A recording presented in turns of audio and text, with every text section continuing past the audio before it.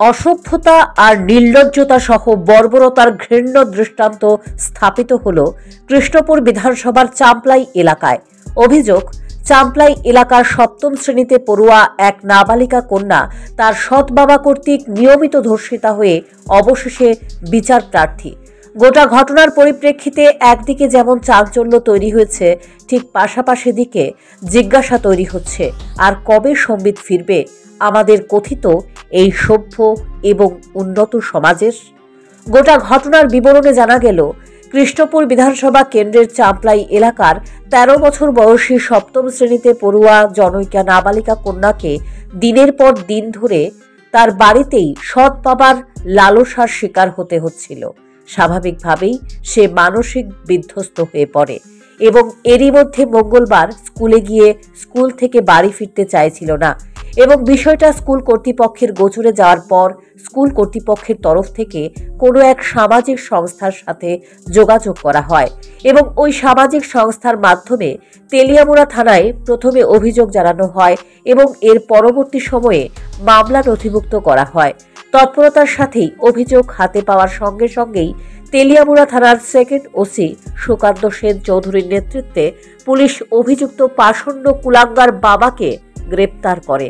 শেষ সংবাদ পর্যন্ত ধৃত পাষণ্ড পিতা তেলিয়ামুড়া থানায় রয়েছে এবং তাকে বুধবার কোর্টে প্রেরণ করা হলো। আজকে আমাদের কাছে একটা কমপ্লেন আসে ডিসিপিও খোয়া ইউনিট থেকে। একটা minor girl about 13 years old school থেকে বাড়িতে যেতে চাইছে না, তো ও ঘটনাটা বালিকা মঞ্চে জানায়। আফটার দ্যাট স্কুল কর্তৃপক্ষ থেকে ডিসিপিওকে কমপ্লেন দেওয়া হয়। তো আফটার দ্যাট আমরা কমপ্লেনটা রিসিভ করি যে মেয়েটা মাইনর, ওর সাথে সেক্সুয়াল অফেন্স হচ্ছে, সেক্সুয়াল অফেন্সটা ওর স্টেপ ফাদার করছে। তো after we got the complain, second OC of Teliamura PS inspector Sukanta Chowdhury উনি তৎক্ষণাৎ গিয়ে সেরে আসামিকে অ্যারেস্ট করে, আসামি আমাদের হেফাজতেই আছে। পরবর্তী তদন্তর পরে will let you know after details of the investigation. Sir, নাবালিকার বয়সটা কত? About 13 years old. কোন জায়গায় এসেছে স্যার ঘটনা? ইনসিডেন্টটা কৃষ্ণপুর এলাকা, মানে চাম্পলাই কৃষ্ণপুর এলাকা। তেলিয়ামুড়া থানা সূত্রে জানা গেল, ভারতীয় দণ্ডবিধির 376 নম্বর ধারা এবং পস্কো আইনের 6 নম্বর ধারা, মামলার নম্বর 45/2024 অনুযায়ী মামলা গ্রহণ করে ঘটনা তদন্ত চলছে।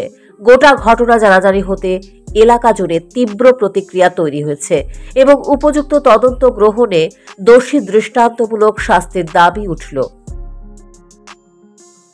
Bureau report, news prime Tripura.